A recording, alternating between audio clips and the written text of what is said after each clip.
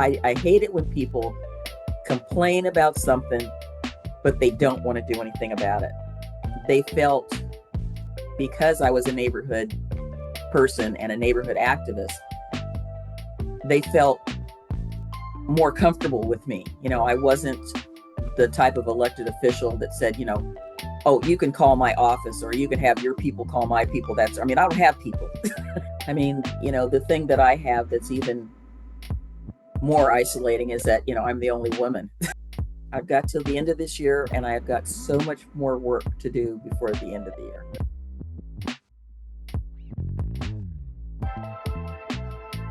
Welcome back to the Black Oregon POV podcast. I'm your host, Bruce Poinsett, and this is the show where I ask the big questions and explore the big ideas about Black life in Oregon with a special guest. Today's episode is part of a special series on Black mayors in Oregon. As I record this, I'm working on a story for Street Roots where I interview 5 current and former Black mayors. In total, Oregon has had 9 Black mayors who have represented Manzanita, Sheniko, Depot Bay, King City, River Grove, Albany, Gresham, Garibaldi, and Oregon City. This episode features my interview with Oregon City Mayor Denyse McGriff. A longtime community advocate, McGriff served as the Oregon City Commissioner from 2020 to 2023 before stepping into the role as mayor, where she will still be serving until the end of her term this December. How would you describe Oregon City and to you, like what would you say are the biggest issues facing your constituents?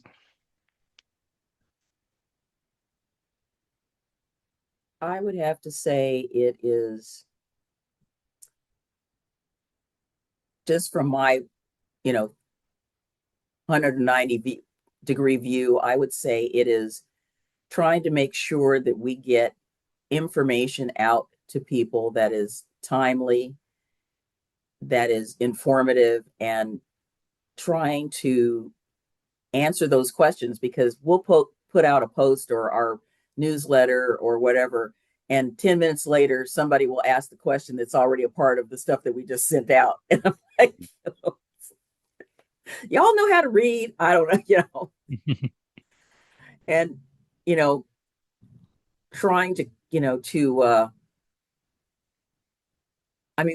I will have to say that the city has done, since we've had our public info, I think he's been there 5 years now. It seems like it's forever, but he hasn't. He has done a really good job of sending things out. It's almost constantly. And when I find out that people will ask me a question and I say, well, did you get your monthly newsletter? So we had a quarterly newsletter called the Trail News, and it was getting overburdensome. So now we have a monthly that comes out, and people love it.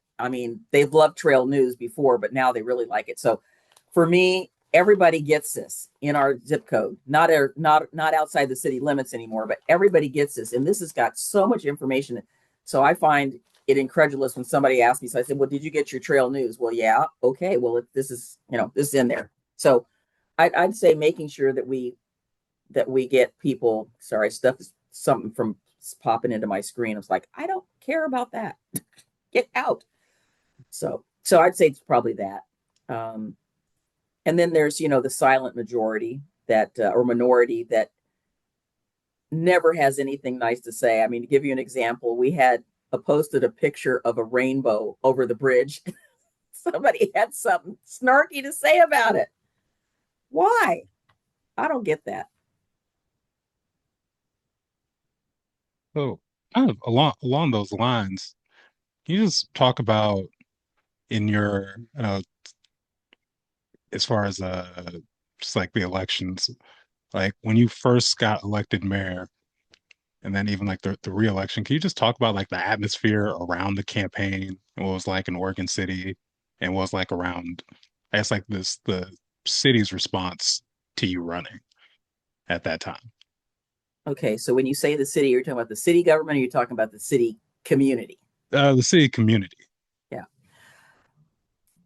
I think I don't know if I explained to you the whole thing. So I got on the city commission in 2019 as an appointee. And through 2019, 2020, we went through a recall. And I wouldn't say that it split the community apart, but it was the negativity and the positivity that came out of that. Just having to go through that recall it was very, I would say for me personally, it was very traumatic. Uh, but the community spoke. The community said that the person that was in the mayor's chair at the time, paraphrasing, we don't want any more of this nonsense. You are bringing negativity. You are bringing unwanted focus on our community that is not positive in any way. And the recall was overwhelming. I mean, he had the opportunity to resign before the election, and he did not. So that left. So let me back up a little bit. So we also, as a commission, because of some of the stuff that was going on, we censured him. Now, I saw the article in the Oregonian about different elected officials being censored. Not funny that they didn't mention ours, but we censured him. We said, look, we don't like this. It was a unanimous vote. We want you to stop. Well, that just didn't stop. And then the recall was going on. They were collecting signatures, and they did not have a problem collecting signatures. It was so that whole 2020, we're going into COVID, all this other stuff is happening. I was very proud of the way the four of us pulled together to show the community that we were unified, that we were not going to let this hold us back, that we were going to move forward with making sure that we did everything we could to make Oregon City the best community that we could. And that was really unprecedented, I think, in terms of the community. They liked what they saw. They were supportive of the four of us. We spoke with one voice. We were united in everything that we did. The staff was behind us 100%. Of course, they didn't take any opinions on the recall publicly, of course, but privately, I'm sure there was, like, oh my God, what's going on? So the whole situation so I took on a new role that next year as we rotate our commission president. So everybody on the commission gets a turn to be the commission president. So it's like the vice president, so that when the mayor is not available or can't be available, you step in and you do it. So I had the opportunity to do that for Rachel while she was the mayor. So with the recall, then we had to have an election, and she ran for mayor. We all supported her. We encouraged her, and it was, very overwhelming support for her to become the mayor. And we were just kind of going down our merry path and moving forward. It was only a year's term that was left on the previous mayor. So we were all working together. We had some great retreats. We had lots of opportunity to work with each other, to talk to each other without breaking any meeting laws or anything, but really pull together as a cohesive unit. So I can't say that, my beginnings on the commission began on a happy note. I mean, there was adversity, but I felt very strongly that the city commission needed to pull out of that and move forward and let the other communities around us know that we were still there. We were going to move forward. We weren't going to let this hold us back. Well, I mean, considering kind of like the tension around that time, and I guess prior to actually putting your name in the hat for the mayor's position, did you envision yourself, like when you came on in 2019, as being a potential mayor of Oregon City one day? Not really. I wanted to serve out the appointment period. I ran for reelection, and I was overwhelmingly, elected, and that was good because I put myself out there, even during COVID, put myself out there and said, what is it that you'd like to see? Here's what I'd like to see, but I really want to know what you all want to see. Do you want more of this? Do you want less of that? I mean, of course, everybody wants less taxes, but that's a decision that the budget committee has to make. and then pass that down to the city commission. But no, I did not envision myself in doing that. I mean, it was enough being the first person, first African American person even being appointed to the city commission, let alone being elected to the city commission.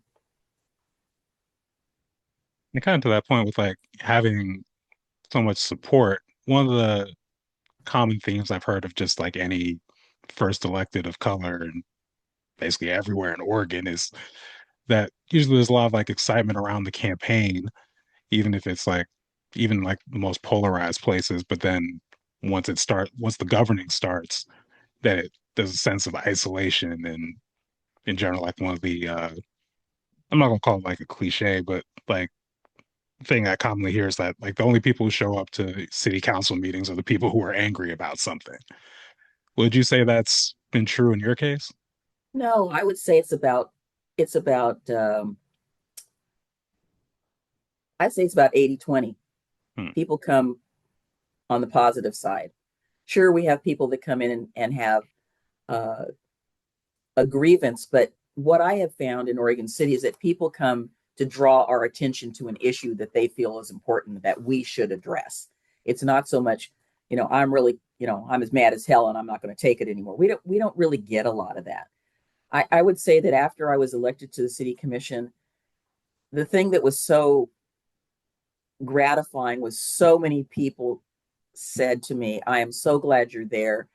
We know you're going to be looking out for us. We know that you're going to be paying attention to what's going on. And, thank you, for putting yourself out there. I got a lot of that. And I think that had a lot to do with the fact that I was already pretty active in the community. So a lot of people may have known who I was before I ran and got appointed. So they felt, because I was a neighborhood person and a neighborhood activist, they felt more comfortable with me. I wasn't the type of elected official that said, oh, you can call my office or you can have your people call my people. I don't have people. And I think being approachable, you know, made a lot of difference. And I was kind of fighting the good fight. My neighborhood is fairly active. And for a while there, it seemed like we were going to before the city commission, we were going to the planning commission, we're saying this, we're talking, and not just complaining, we would articulate issues. Some issue would come up regarding land use, which for a long time I was the land use person. And I would be outlining the code and saying, well, what about this? What about this? What about this? I'm saying, explaining that to our neighborhood meetings. you know, we knew that we were going to have an impact because we were able to, as a group, say, well, we understand that the criteria says X, but we see it like this. I think the only time that I have felt, now that I'm in the mayor's role, I didn't feel so isolated as a commissioner because I had been going to the league meetings, the League of Oregon Cities meetings, and meeting other counselors of color, mostly a lot of Hispanic folks. I met people like Roland Herrera and some of the other folks. I have tried to bring to that group attention to not only what people of color, and I'm talking about, Asian, whatever, because we have a guy in Tiger now, he's Asian. He came in during some controversy with the mayor resigned under craziness. Getting the other mayors who are majority white to understand that we have a different set of expectations being mayors of color. We have the same issues they have. We have the same sorts of things that we have to deal with. People, oh, my water bill's too high, or oh, I don't like that, or I don't like this. But I think we have, as mayors, particularly African American mayors, and then the Hispanic mayors, there is some additional level of expectation, I think. And I think, my ability to talk to Alex, he's been in office longer than I have, to say, how would you handle this? Or how did you handle this? Or has this happened to you? And there's been not a lot of incidences, but just things that I have felt. And I think that's the reason why I started thinking about this article because I thought, how many people in our metropolitan area know that we have mayors of color, know that we have African American mayors? And I would get introduced to people, and I think I told you this once before. It doesn't happen as much now, but when I was first elected, even as a commissioner, and when I became mayor, I said, "Oh, you're the mayor of Oregon City," and I'd get the huh, could see their wheels turning in their head. Oh, and I go, yes. I mean, I would be very demonstrative about, yes, I am. Or, so you're the mayor of Oregon City. Yes, I am, that person. Right. You kind of talked a little bit about some of the just like work in the community, but can you talk a little bit more like, well, first off, like how long have you been in Oregon City? I moved to Oregon City in 1988 Yeah. to take a job to work for the city. Mm. Yeah, like you just talk a little bit more about talk about like neighborhood associations, really lobbying the city, but just like the work you're doing prior to being appointed to the city commission, as far as just like a public service and local government. Well, there wasn't a whole lot that I could do while I was working for the city other than encourage people to be involved because we had a planning department at that time of two people. So we staffed every committee. We were out in the community a lot, as much as we could. And we had, at the time that I was working for the city, we had like 12 neighborhood associations. And then it went down to a low of like seven so far during my tenure. We're back up to 11 now, which is really good. Uh, so once I stopped working for the city, I just was all in terms of getting involved in the neighborhood, finding out I knew what was going on. I mean, finding out what was going on, making sure that I attended all the meetings, making sure that, if I had something to offer, that I would offer it, being involved in community building activities through our neighborhood. We used to have an annual neighborhood picnic. We have had ice cream socials. We've had, I just last night, we do concerts in the park. We're the only neighborhood association that has a snow cone machine, and we make snow cones to raise money for different activities. We had been raising money in the past. We had some lawsuits we had with the city. We filed lawsuits against the city. So we had money for that. But most of what we've been doing is beautification or, putting on events to encourage the community, or we co-sponsor events with other groups. So I usually so the concerts in the park is like 6 weeks. And unfortunately this year, because of my travel schedule, I'm only able to do 3 of the 6. But normally in the past, I've done 4, I've done all of them. So I see the community. I see, I'm standing there making snow cones and I'm talking to the community. I'm doing this, and so it's another opportunity for people before I was elected to get to know me and, or to see me or say, oh, hey, oh yeah, you're at the concerts in the park. You make snow cones, that type of thing. So being actively involved and taking on leadership roles. I've been the neighborhood chair twice in my tenure. I plan to be the neighborhood chair again in the future.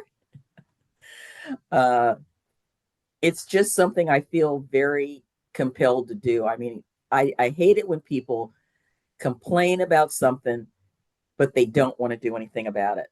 And I'd rather be proactive and do something about it ahead of time than always having to be reactive. And we have been a positive force, I think, in the city, our neighborhood.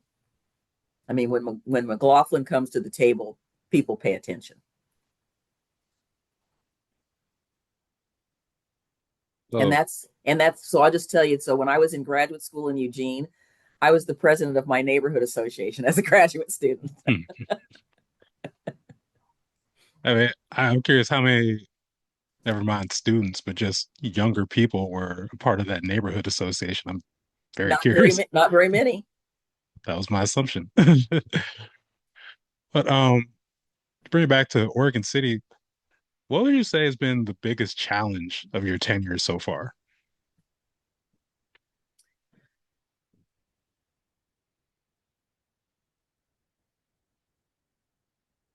I'd say it's ongoing. understanding the pulse of the community, understanding where they're coming from. We have a couple of people in the community, unfortunately, and I'm going to say this off the record. We had a Oh, previous city. let me pause this. Yeah. Okay. We have a few people in the community, and I have no problem with dissent. I have no problem with disagreement.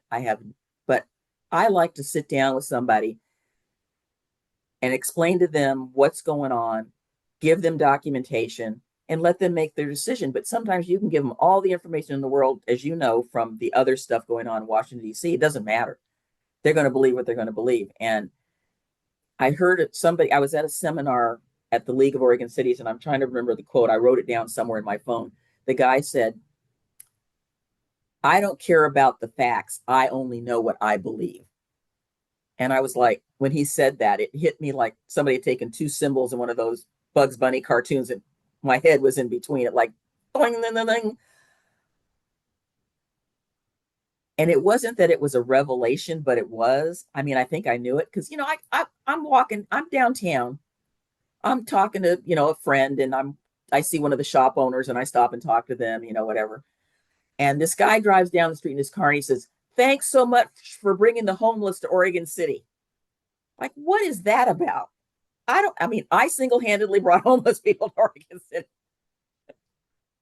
Like, that stuff. Yeah, that would be wait. It's weird. Weird is a good word. Yeah. Yeah. So I guess on the flip side, well, what would you say has been your proudest accomplishment in your tenure?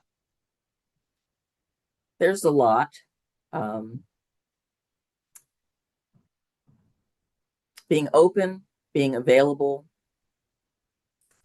telling the truth. There's sometimes somebody will ask me something, and I said,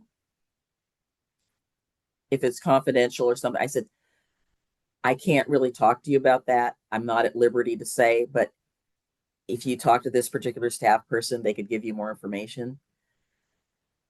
I think improving our relationships with the Grand Ron, which was great. Um, Reestablishing our relationship with the jurisdictions around us. I helped establish a twice a year meeting with the city of West Linn. We have a lot in common. I'll be honest with you, we've only had one meeting this year, and I have not been able to get their city manager to move on this. It's frustrating me to no end. It's like he never returns my calls. It's like, that's just common courtesy. So we probably won't have one before I leave office, which I would like to. Improving our relationships with the county. When our previous mayor, the one that got recalled, it was in the dirt, buried. Metro, ODOT, you name whatever jurisdiction. I've tried really hard as a city commissioner and a mayor to let them know that we are always willing to come and sit down at the table. We are partners in this. We don't always have to agree, but being partners. Working with the Confederated Tribes of the Umatilla Indian Reservation to get the Cayuse 5 Memorial finally built in our town. I felt very moved by, I knew about the story, of course. I was very aware of it. I can't even imagine in my heart of hearts. It's interesting. I feel very much aligned with some of the past hurts that the Native Americans because it's the same for Black people. I mean, we've had this, and I talked to John George, who's a tribal council member, he's a secretary, and I said, we have so much in common as a people. I said, all the things that have happened to us. I mean, I think with the discovery of a lot of these slave ships in the ocean and taking people's bones back to Africa, with the Cayuse 5, they don't know where they are.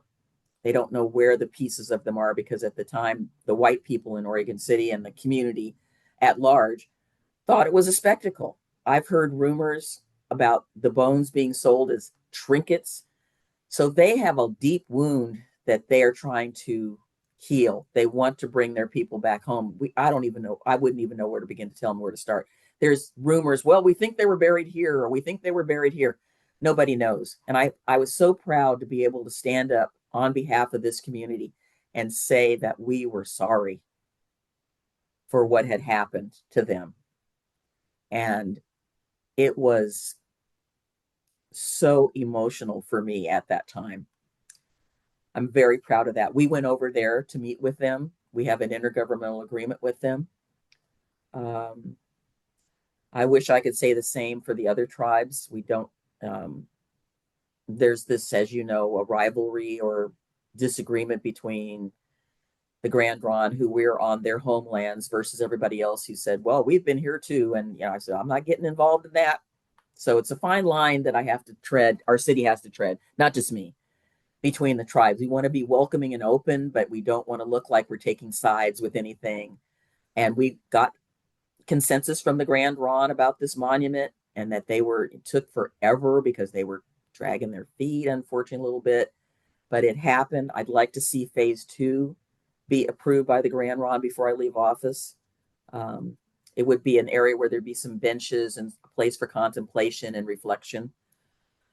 So I'm real proud of that. I'm proud of the fact that I'm a member of the most diverse city council we've ever had in this town. A longtime city commissioner, and this is his second go round. He's gay. He grew up here. I mean, everybody knows it, as far as I know. We have a young man who was a Korean orphan adoptee. I don't know if he was an orphan. Let me take that back. He's a Korean adoptee. He grew up here, but pretty much grew up in the white culture. He's on our commission right now, and me. And that has never happened in the history of this town. And I'm very proud of that. I don't know if it will ever come again.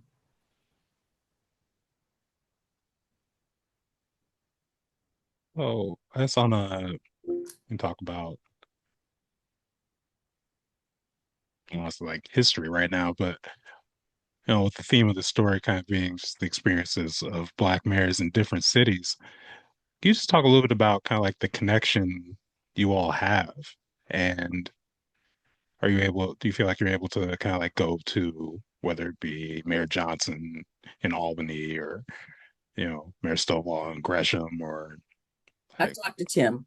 yeah, or yeah, talk about former Mayor Tim Hall and Garibaldi, but do you feel like you're able to kind of go to each other just to kind of like share your different experiences or get Yeah. insights? Yeah. I mean, the thing that I have that's even more isolating is that, I'm the only woman, the Right. only female. I've talked to some of the other women mayors. As I was saying, is that I've tried to bring awareness to the Oregon Mayors Association because they're not that many. I mean, there's a lot of women mayors, but they're from a lot of really small towns, which is interesting because, in small towns, I'd say there's a lot more misogyny and prejudice against, a woman, but they're the ones that are stepping up.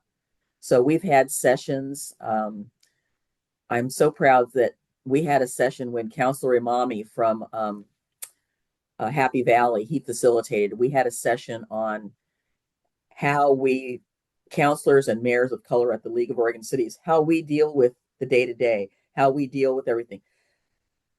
We had horrendous attendance. It was supposed to be at 90 minutes.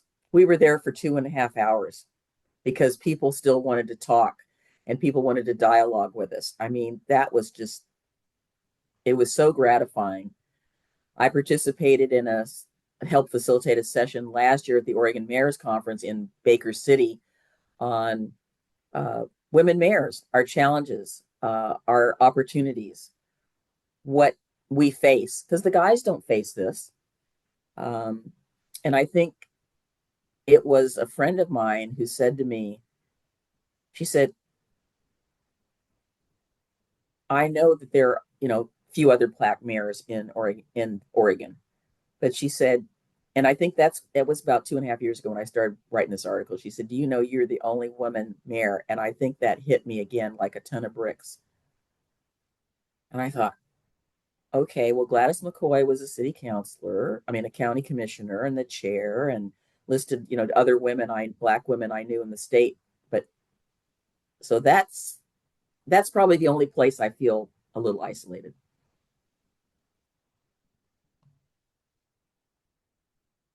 On a similar line, like when you think about people specifically, whether it's just like people running to be the first black, not just mayor, but city councilor, any number of elected positions in any of the cities, but then especially black women. I'm thinking I just saw like a very recent UO graduate who's running for city council in Milwaukee right now. And well, like what advice would you give in general to people running for office, or specifically like black people running for office, but then again, like black women running for office in Oregon for the first time? I would say do all you can to be prepared. They have, if I had known about this organization called Emerge before I ran, I probably would have gone through their course. But again, I ran during COVID. Nobody's had that experience. Um, what I feel is critical to running for office, know your community. You've got to be able to respond to people. And so I find it interesting, whether they're black, white, or whatever. People come out of the woodwork and they just think they can just slide into doing this. You have to know your home. You have to do your homework. You have to know what's going on in the community. And if you don't know those things, then don't run for office because the learning curve is very steep. And it's like drinking from a fire hose. I mean, it wasn't that way for me, I will have to say, because I already knew the city to some degree, having worked for the city. That was the big advantage I had. I'd gone from being a policy person, I mean, a staff person interacting with the community to a person who was in the position of being in a leadership position as a commissioner and as a mayor and understanding how those two things work together. I'd already had good relationships with a lot of the staff. Now they're starting to retire, but I have made sure that they know that I support them because we've had previous mayors who do these. I'm sure you've seen it. The gotcha. That serves no purpose. I don't want staff people to be walking around me on eggshells. I just that makes me really uncomfortable.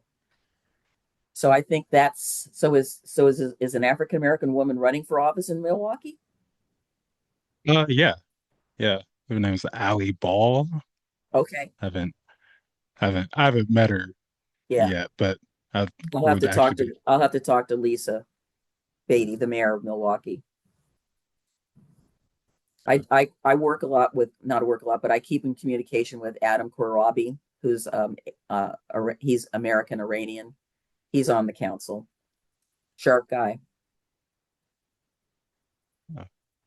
Well, Mayor McGriff, thank you again for taking the time this morning. Before I let you go, is there anything else you'd like to add or anything else we might have missed?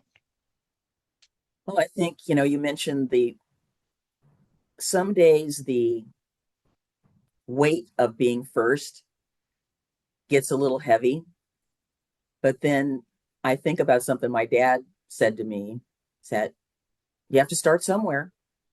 You know, I've broken, let me back that up. We all have broken barriers. I think that I was not so much elected because of my race, but that I was elected because people know that I care a lot about this community. And I have I have put it all out there. I mean, they know that.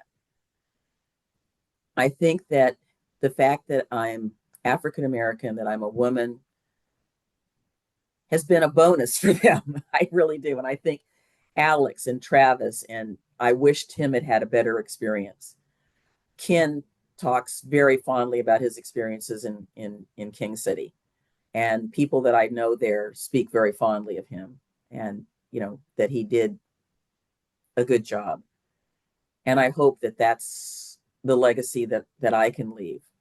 I'm proud that I have been able to step up and serve this community, and and I have been very vocal about putting Oregon City's interests out there, not only to the county, but to the other cities, to metro, to the state, advocating for what's right for us. Because while I support a lot of stuff that's going on with the state, I strongly believe in home rule. I believe that we have the right to decide our own destiny of how we want our community to be within the confines of the laws. But we are unique, just like every city is. We don't want to be like West Lynn or Lake Oswego or you name it. We don't want to, we are individual.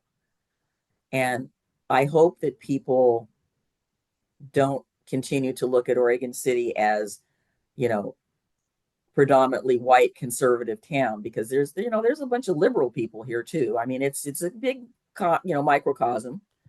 But it's interesting. We have there's contrast. We've got former Commissioner Scholl, who's running again, and I'm looking, how the hell did he get 25% of the vote? I don't know. Because the stuff he's sprouting concerns me. Is that the way not Oregon City, but is that the way some of the people in Clackamas County feel? So, take a deep breath.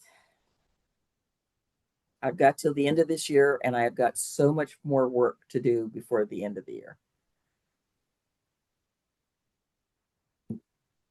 Yeah. Thank you again for taking So the time.